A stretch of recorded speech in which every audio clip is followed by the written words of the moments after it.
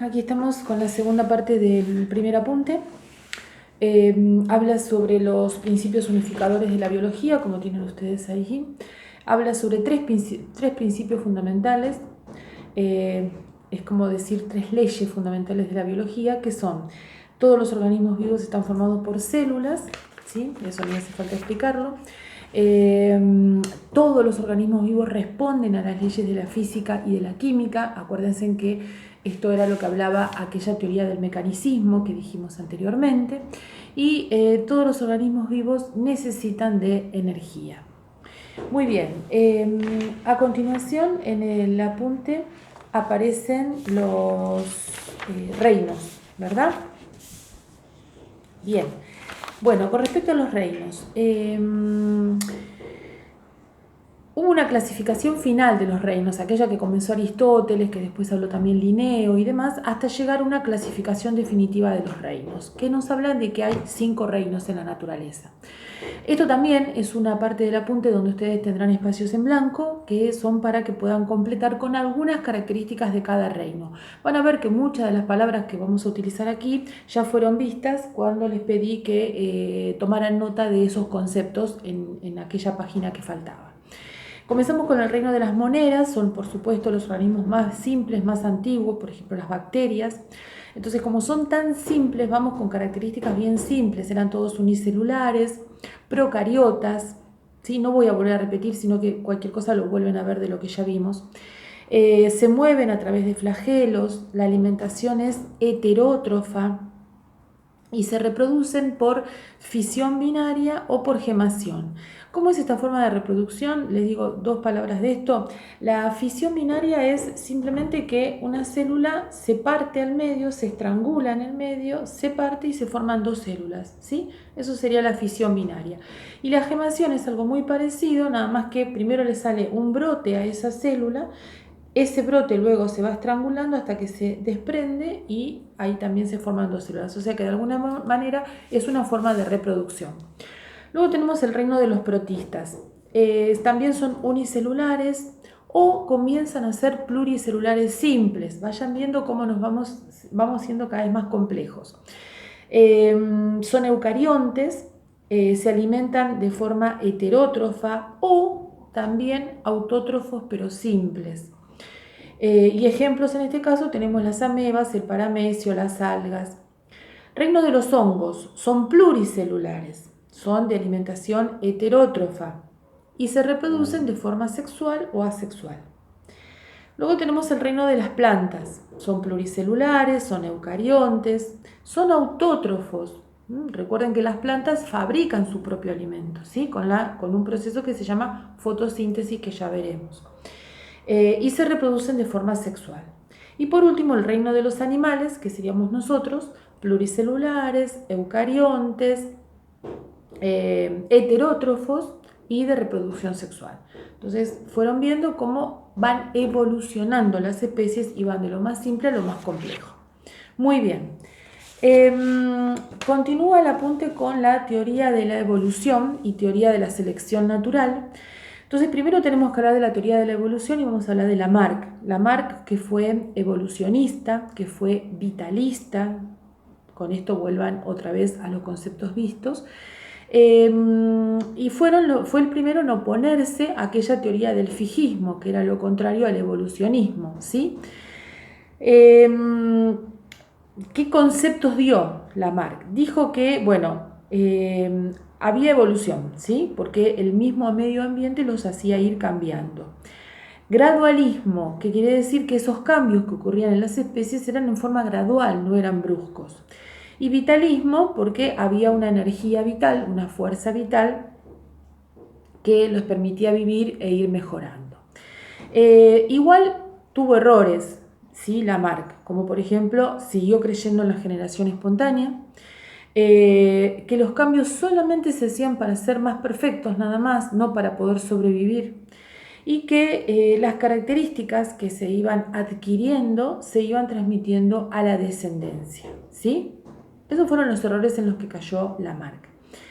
Luego viene Darwin, y ya Darwin sí que viene con la teoría de la selección natural.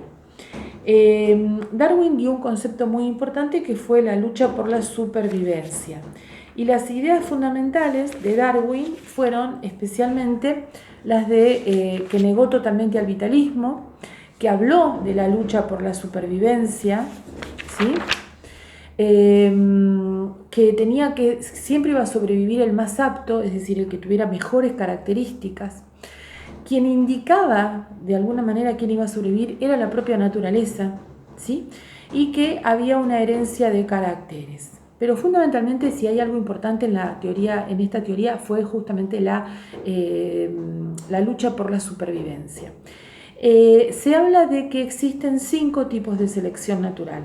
Tenemos la selección natural estabilizadora, donde dice que, yo voy a poner un ejemplo que no se da, pero para que se pueda entender mejor esto, ¿sí? Es un absurdo lo que voy a decir, pero bueno, con este ejemplo lo van a entender mejor. La estabilizadora dice que se eliminan individuos con características extremas. Por ejemplo, el ejemplo que voy a poner para todas, bueno, para algunas de ellas es en un aula hay alumnos muy altos, alumnos muy bajos y alumnos de talla media, ¿sí? De estatura intermedia. Entonces, con estas se estarían eliminando a los individuos muy altos o muy bajos, que son las características extremas, y sobreviven los que tienen la altura media. La desorganizadora, que es la segunda, al revés, o sea, son aquellos que sobreviven las características extremas, sobreviven los muy altos o los muy bajos y no sobreviven las características intermedias. Luego tenemos la direccional, sobreviven los individuos que tengan una característica extrema, en este ejemplo, o los muy altos o los muy bajos. La dependiente de la frecuencia, ¿sí? Van a sobrevivir los individuos que tengan la característica más frecuente, ¿sí? Por ejemplo, si en el aula hay un 80% de altos, un 10% de bajos y un 10% de altura media, sobreviven los más altos. Y por último, la sexual, donde ya este ejemplo no tiene nada que ver, que es la lucha por el otro sexo, ¿sí? Puede ser intrasexual o intersexual. La intrasexual es la que luchan dos individuos del mismo sexo para conquistar al otro sexo, para aparearse con el otro sexo. Dos machos por una hembra. En cambio, la intersexual, ¿sí? Es cuando un macho elige a la hembra que sea más apta, la que tenga las mejores condiciones para poder aparearse, ¿sí? Bueno, recuerden que el ejemplo de los más altos o más bajos es solamente a título de que puedan entender estos diferentes tipos de selección natural. Muy bien, dijimos en el comienzo y en la definición de biología que existían relaciones entre las especies, que eran las relaciones interespecíficas. Esas son las que vamos a estudiar aquí en este apunte. Relaciones entre especies diferentes, ¿sí? Tenemos la simbiosis. La simbiosis se caracteriza como una relación muy íntima, o sea, de mucho contacto, y por largo periodo de tiempo entre dos especies diferentes.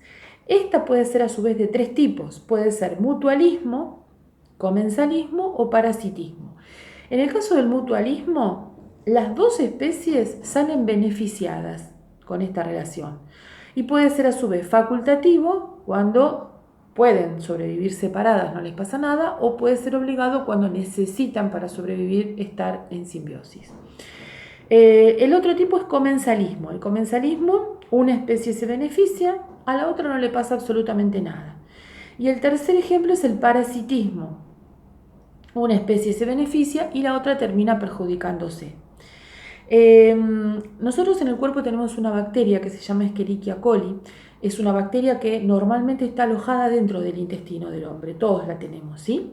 Y que en realidad, mientras esté ubicada dentro del intestino, nos resulta beneficiosa. ¿Por qué? Porque va a producir una vitamina que es importante para el hombre, la vitamina K. Entonces, esa bacteria, mientras esté dentro del intestino del hombre, ella se beneficia porque tiene casa y comida gratis, segura. Y a nosotros nos beneficia porque nos produce una vitamina. Entonces, en ese caso hablaríamos de un mutualismo, perdón. Puede ser que esa bacteria salga del intestino del hombre y pase a la sangre. En ese caso, obviamente, que va a comenzar a provocar un perjuicio en el hombre, ¿sí? La bacteria se sigue beneficiando porque en la sangre se sigue alimentando, pero al hombre al principio no le va a producir nada, entonces estaríamos frente a un comensalismo, pero cuando comience a diseminarse, a desparramarse por la sangre, sí que lo va a perjudicar y en ese caso hablaríamos de un parasitismo. Luego tenemos la competencia, es otro tipo de relación, ya no es simbiosis, es otro tipo de relación. La competencia, dos especies compiten, luchan por lograr, por ejemplo, un mismo recurso, ya sea el alimento y demás. Ambas se van a terminar perjudicando porque al principio va a haber alimento para las dos. Una va a ganarle a la otra, pero en un momento ese alimento se va a terminar. Y por último, la predación, en donde uno de los individuos de una especie mata al otro para poder alimentarse. Puede ser que no lo termine matando, sino que se coma una parte de su cuerpo y en ese caso son los ramoneadores. Muy bien, y luego por último vamos a tener el método científico. Para terminar con este apunte, bueno, vamos a hablar un poquito sobre el método científico. El método científico es un conjunto de técnicas, de herramientas que se utilizan para poder llegar a un resultado, ¿no es cierto? Tiene que ser preciso, tiene que ser controlado, tiene que ser posible de reproducirse, es decir, que yo puedo llegar a un fin con el método científico, a descubrir algo, pero yo tengo que dejar esto para que otra persona también lo pueda llegar a descubrir. O sea, que pueda revisar esta investigación que yo hice. Siempre la finalidad es llegar a un determinado conocimiento y tiene pasos este método científico. Primer paso es la observación o planteo del problema, ¿no? Y entonces yo digo, quiero saber cómo pasa esto, entonces tengo que empezar a recopilar datos. Ese sería el primer paso. El segundo paso, elaboro una hipótesis. Una hipótesis es una respuesta posible a esto que yo me pregunté, ¿sí? Es como si fuera que yo estoy adivinando cuál va a ser la respuesta. Tercer paso, viene la experimentación, es decir, tengo que probar esa hipótesis, porque esa hipótesis era algo posible. Entonces yo ahora en este paso tengo que experimentar que esa hipótesis es verdadera o no. Cuarto paso, obtengo los resultados, ¿sí? Obtengo los resultados en el cual voy a tener dos conclusiones. Entonces, ¿esa hipótesis será verdadera o esa hipótesis será falsa? Si esa hipótesis es falsa, o sea, no era lo que yo pensaba, entonces ahí tengo que recomenzar otra vez todo este método y volver otra vez a elaborar otra hipótesis diferente. En cambio, si esa hipótesis es verdadera, compruebo que esa hipótesis era verdadera, entonces ya puedo elaborar una teoría. Se dice que el método científico rechaza totalmente el principio de la autoridad. ¿Qué quiere decir este principio de autoridad? Bueno, este principio de autoridad quiere decir que esto no es así porque yo lo digo y punto, ¿sí? Eso sería la autoridad. Esto es así porque yo creo que es así. Bueno, lo voy a dejar a que otro investigador lo pueda también comprobar. ¿Se entiende? Bueno, con esto terminamos el primer apunte de Biología 1. Me gustaría recibir de ustedes algún comentario, si les sirvió, si lo pudieron más o menos llevar adelante, si pudieron tomar apuntes. Piensen que esto ustedes lo van a poder escuchar varias veces, así que si se van perdiendo en el camino lo pueden volver para atrás y lo pueden volver a escuchar. Chicos, estamos todos, docentes y alumnos y directivos, todos, haciendo prueba-ensayo, ¿sí? Con este sistema. Por supuesto no estábamos acostumbrados a lo que son las clases virtuales, ni nosotros ni ustedes. Así que bueno, por eso les digo que me gustaría que me den el ok o alguna crítica o algo que pueda yo ir mejorando de aquí en más. Voy a hacer esto, subir estas clases. Tienen con esto material como para que vayan empezando a ir leyendo y a ir como practicando la toma de apuntes.